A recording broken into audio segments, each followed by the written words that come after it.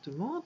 Jour 65. Jour 65. Et c'est le jour où Arnaud Rioux nous propose de penser à notre lignée, et de les nettoyer.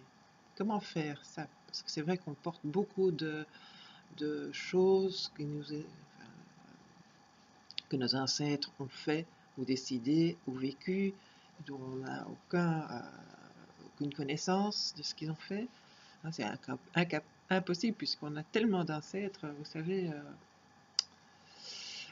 on a donc 2 parents, c'est facile à calculer, vous faites 2 parents, chaque fois 2, 4 grands-parents, fois 2, 8, 16, 32, 64, 128, 256. Donc là, je suis 8 générations. 8 générations, ça fait environ 200 ans. Ça dépend, ça fait 200 ans ou plus. On a déjà 256 ancêtres en une génération.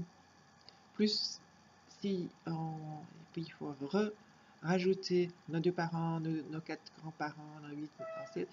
Ça fait exactement aussi 256. Donc quand on retourne 200 ans en arrière, on a 256 ancêtres dans cette génération et 256 ancêtres cumulés. Donc ça fait 612 ancêtres. C'est impossible de connaître. Et ça fait que 200 ans, hein, parce qu'on a quand même des ancêtres. Donc impossible de connaître tout ce qui leur est arrivé, de connaître tous ces gens, ni même de nom. On ne sait pas d'où ils viennent, s'ils habitaient la même région, on habite. On a comme ça. Je stresse bien que mes grands-parents, mes arrière-grands-parents viennent de la même ville que moi. Et j'ai comme ça l'impression que tous mes ancêtres viennent de cette ville. C'est peut-être pas du tout le cas, hein, surtout sur 500. Ce n'est pas le cas. Je sais que ce n'est pas le cas. Je sais qu'il y en a en France, en Allemagne, aux Pays-Bas, la plupart en Belgique. Mais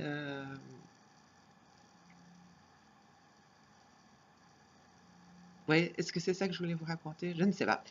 Je vais surtout vous raconter ce qui m'est arrivé cette nuit. Donc j'ai fait la petite méditation que Arnaud nous proposait. Et j'ai bien apprécié cette méditation. Il fallait donc s'imaginer tous ses ancêtres dans son dos et s'imaginer qu'ils portaient tous leurs mains comme ça pour donner de l'énergie. Et je me suis sentie soutenue. Et surtout, ce qui m'a surtout frappé, c'est que moi-même, je mettais mes mains comme ça et je sentais une énergie sortir de mes mains, une chaleur vibrante. Oh, mon téléphone là. Et c'est ma cousine qui me téléphone tous les jours, 3 fois pour faire un petit coucou, pour dire que tout est en ordre. Donc il n'y a pas de problème. Et cette nuit, par contre, donc j'ai eu l'impression d'avoir une sorte de connexion. Mais cette nuit, par contre, je me suis réveillée 2 fois. Ça m'arrive très rarement. Non, je me suis réveillée 3 fois. Première fois, j'ai eu un cauchemar. J'ai cru qu'on m'enfermait, que quelqu'un avait enlevé les poignées de mes portes et fermé les serrures, donc je ne parlais pas sortir de la maison. Et je me suis réveillée en hurlant. Moi, c'est vraiment exceptionnel que ça m'arrive dans ma vie. Je crois que j'ai eu ça 3 fois. Enfin, sauf peut-être quand j'étais toute petite, de ma vie d'adulte. Et puis, j'avais mal partout, mes muscles étaient une douleur incroyable. Enfin, je me suis rendormie et quelques heures plus tard, il y a une alarme d'auto qui ressemblait très fort à l'alarme de mon incendie, de mon appartement. Donc j'ai cru que c'était d'abord l'alarme de l'incendie de mon appartement qui fonctionnait. Donc je suis sortie du lit et à ce moment-là, j'ai entendu que ça venait de dehors. Donc je me suis recouchée. Et puis ce matin, je me suis réveillée et j'étais en plein cauchemar. C'était une petite fille. On entendait des hurlements et c'était une petite fille qui était martyrisée et tous les gens regardaient d'un autre côté. quelle horreur! Et comme ça se passe justement le jour où j'ai fait cette méditation,